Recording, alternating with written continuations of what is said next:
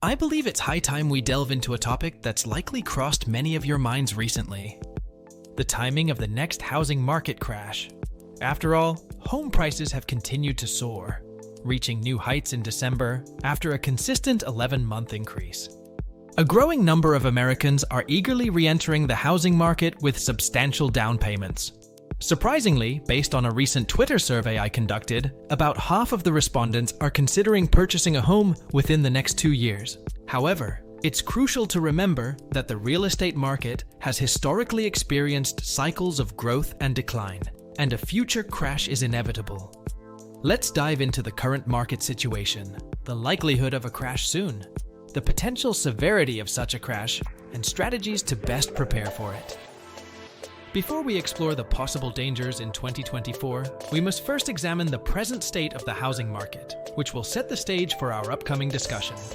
According to Realtor.com S end-of-year report, the housing market can be succinctly described in one term: frozen. And I'm not referring to the Disney film. The belief is that 2023 will be remembered as a year when the housing market ground to a halt. This stagnation stems from increased interest rates, making it more difficult for people to afford home loans, and a reluctance among sellers to list their properties. This year witnessed the lowest number of home sales since 1995, and the lowest on record for pending sales since 2001. This is particularly alarming, given the 18% growth in the US population during this period.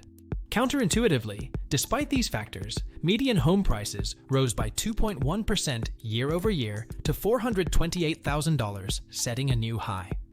The crux of the issue is that home builders are struggling to meet the high demand due to rising financing costs, resulting in a shortage of 3.2 million housing units nationwide, pushing prices higher. Now, let's explore why some analysts predict a downturn in the housing market in 2024. The primary concern is affordability, or more accurately, the lack thereof. When comparing the average home price or monthly payment to the average income in a region, we find that housing in the US is currently the least affordable it has been since 1984. CNN reported that 38.6% of the median household income is now required to cover the monthly cost of an average home. A home is typically considered affordable if this percentage is below 30%, rendering 99% of the US unaffordable for those earning $71,000 annually. Realtor.com determined that an income of nearly $110,000 is needed to purchase an average-priced home with a 20% down payment nationwide and a staggering $161,000 on the West Coast.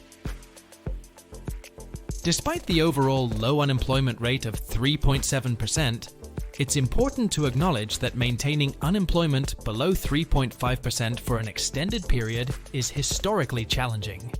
Past recessions have often been preceded by high inflation, high unemployment, and rising interest rates. A slowdown in inflation typically correlates with increased unemployment. Additionally, when unemployment rises, the average worker often experiences a 6 to 7% income reduction for each 1 percentage point increase in the unemployment rate, exacerbating the housing affordability crisis. Another factor to consider is the possibility of a recession in 2024, which could further weaken housing demand and compel some current homeowners to sell due to financial pressures, altering the supply-demand dynamic. Fannie Mae has also cautioned that excessive spending relative to incomes, combined with the ongoing effects of tighter monetary policies, is influencing the economy. In a more comprehensive survey than my Twitter poll, a vast majority perceive it as an unfavorable time to buy a house. Only 16% view it as a good time, marking a record low. High mortgage rates are now perceived as a more significant issue than high home prices, resulting in historically low consumer confidence. All these elements hint at external factors that could negatively affect the real estate market in 2024, although this is just the beginning. Considering why housing prices might start to rise again and what actions you can take in response, here's what you should know. Let's start with the basics: falling interest rates. Recently, Jerome Powell indicated the likelihood of 3 rate cuts in 2024, each by 25 basis points, potentially bringing the federal funds rate to 4.5% and mortgage rates to a range of 5.5% to 6.5%. This suggests that as affordability improves, more buyers could enter the housing market, potentially driving prices higher. Wells Fargo has stated that home prices are expected to continue appreciating, rising 2.5% in 2024 and 4.4% in 2025. Zillow also predicts a 6.5% increase in home prices by July 2024, and Goldman Sachs concurs, forecasting that home prices will not decline from this point forward. Secondly, let's consider the likelihood of more sellers entering the market in 2024. Currently, 60% of homeowners have a mortgage rate locked in below 4%, meaning they're unlikely to move unless interest rates decrease significantly. Why would someone abandon a 3% mortgage costing $2,000 a month for a mortgage that would cost $3,300 at today's 7% rate? However, with the expectation of falling interest rates, research indicates that a 30-year fixed-rate mortgage dropping to 5.5% could be the tipping point, encouraging more home buyers to enter the market.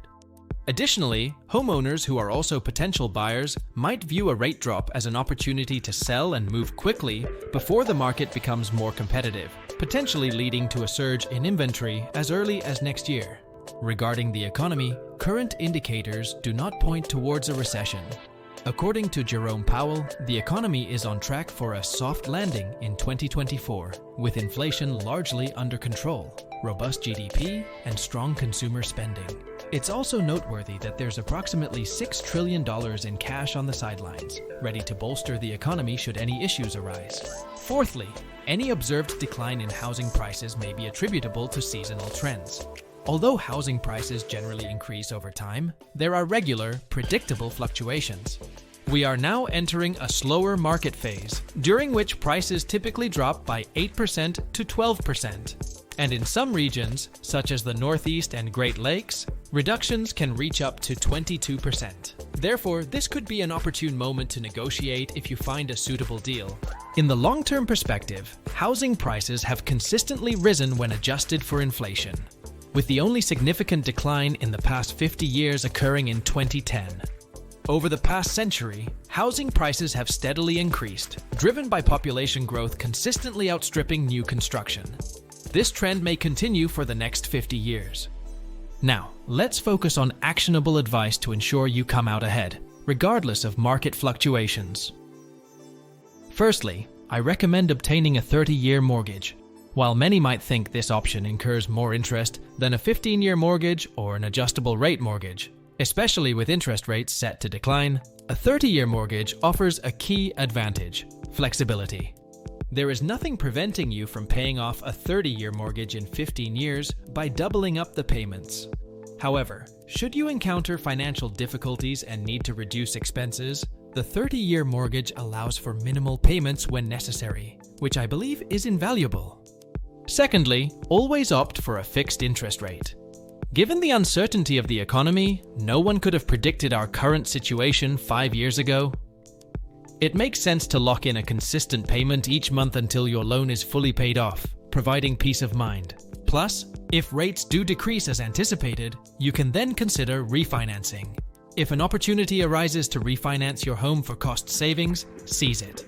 Refinancing allows you to replace your existing loan with a new one, benefiting from lower future interest rates. Thirdly, avoid selling your home unless absolutely necessary. Remember, real estate values are only relevant if you plan to sell. My advice thus far aims to minimize your monthly payments as much as possible, enabling you to hold onto your property without the need to sell. By not selling, you can also weather any short-term price fluctuations until the market eventually recovers. Fourthly, always maintain an emergency fund for unforeseen expenses, like my recent $2,500 heating bill, and regular costs such as property taxes and insurance. It's wise to have several months' worth of property expenses saved in cash for these eventualities. Finally, purchase a home within your means. Do not stretch your budget. Aim for a housing payment that is a maximum of 25% to 30% of your income, or preferably less.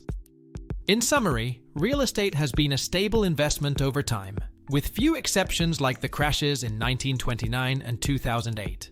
Buy a house you can afford with a fixed-rate mortgage, ideally for 30 years, and plan to hold on to it for an extended period. While short-term price fluctuations may occur, they should not be a major concern if your intention is to keep the property for 8 to 10 years. Thank you for watching. Please subscribe for more weekly videos, leave a comment below, and take care.